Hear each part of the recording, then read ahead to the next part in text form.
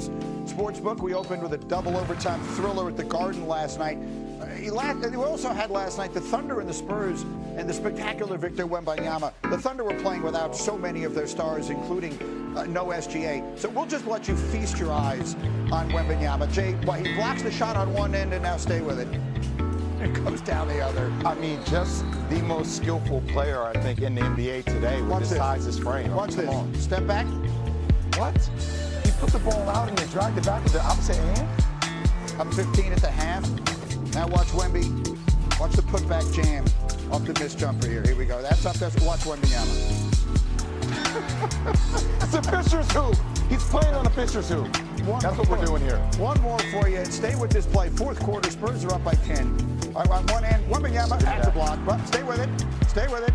Run the floor. Call it for it in the open court. Reward the big man. Throw it at the rim. Wow. 22 points, 14 rebounds, 2 blocks. Victor Wembanyama, Spurs win it by 10. He may be the most watchable athlete in sports right now. If he's not the most, he's up there.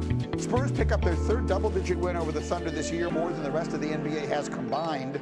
Spurs have won 4 of their 5 matchups against them this year. Worth noting. Have you seen it in person? Yeah. Have you seen him play in person yet? No. You think it's something watching him on TV? See it in person. Tell me. It's like watching an alien play. You thought Kevin Durant was different. You thought Yao Ming was different. This is Yao Ming times 2, moving on the perimeter and handling the ball like Kevin Durant.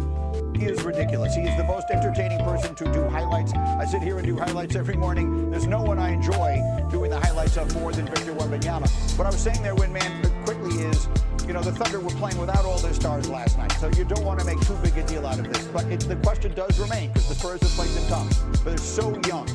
Is San Antonio, in your mind, the biggest threat to OKC in the West?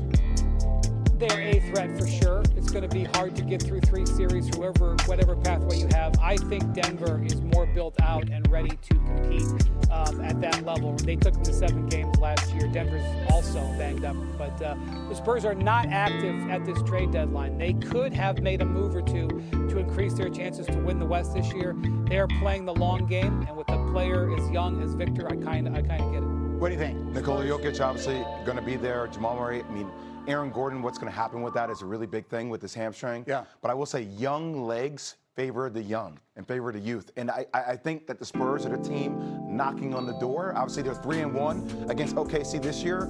I don't really care about the regular season, but I do believe their depth and their size and their length is going to have them best positioned to contend for a world title this season. We'll see if somehow Giannis winds up in the mix in the West this year. It doesn't appear that it's headed in that direction. The other thing I wanted to get to here this morning is the Mavericks. All right, so we did get a trade yesterday. Dallas agreeing to trade 10-time All-Star Anthony Davis to the Wizards.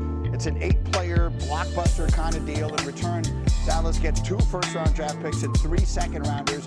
Anthony Davis, of course, was the centerpiece of the return in the controversial Luka Doncic trade that just had its 1-year anniversary a couple of days ago. So in the end, he appears in just 29 games for the Mavericks due to a variety of injuries.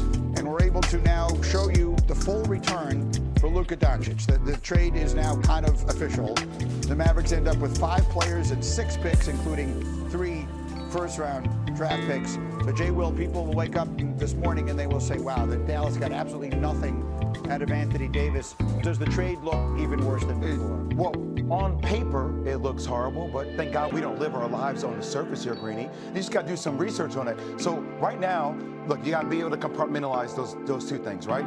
Luka trade was one thing, and now there's a whole story on the Luka trade with a guy like Nico Harrison. This is a separate situation, and if you're not in a situation where you're going to win now, with a guy like Anthony Davis has played 29 games in 2 years, 83 games overall, you get the most assets in return to build around a generational asset in Cooper Flag. That's what the Spurs are doing right now. They're saying, hey, we're buying into the next level. Cooper Flag can carry the flag for our team moving into the future. Now we're focused on building around him with young assets. I like the move of trading Anthony Davis. Whitney, Cooper Flag. Okay, first off, this trade is much worse than you've just set it out because it's a salary dump. You say 2 first-round picks. One of the picks is this year's Oklahoma City pick. That's going to be 29 or 30. The other one is top 20 protected. The pick that they got for Luka last year was not in the lottery. These are not quality picks. This deal was done by Dallas to save money, and it's an indication of how far Anthony Davis's value has dropped because of his injury issues. But in all honesty, the Luka trade, and I know that the Mavericks fans are in their feelings about it and will be forever, it's irrelevant. It doesn't matter. It's an interesting thing to talk about, but the reason it's irrelevant is Cooper Flagg. Cooper Flagg very well might end up being a better player than Luka Doncic.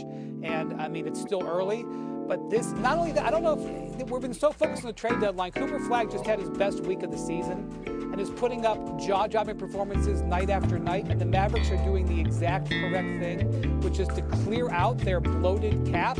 They saved tens of millions of dollars in this. They cleared out players that they can now add to clear out Cooper Flagg. And frankly, they should lose every game the rest of the season because Dallas doesn't control their draft after this year.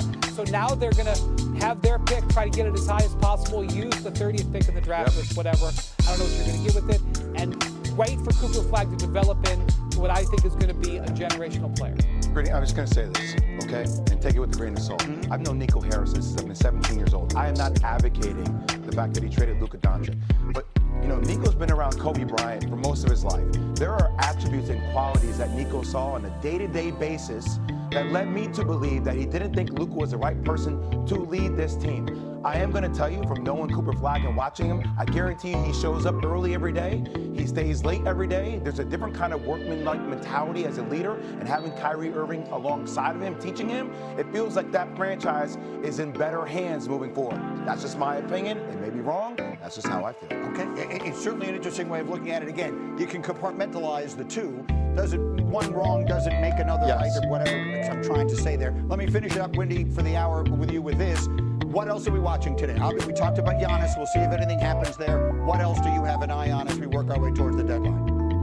Yeah, so keeping in mind what Anthony Davis went for, now I want to look to John Morant, the other sort of star player who's on the market.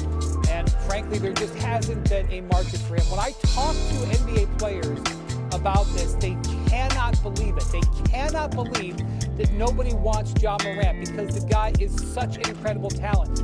The issue is not just the baggage, Greeny, it is the contract. I think if he had 1 year left on his contract, teams would take this risk and buy low. Because it's 2 years, they just haven't gotten a deal. If there's going to be a team that does it today, I would watch the Sacramento Kings. They can dump some salary in this type of deal. But I think Ja's going to stay put. The other player I want to point out, and this is not going to be a blockbuster, but when the Clippers traded James Harden, they started getting serious taking bids on Ivica Zubac. Zubac is one of the best defensive centers in the league. If you'd have told me this guy would have been on the market 2 months ago, I would have said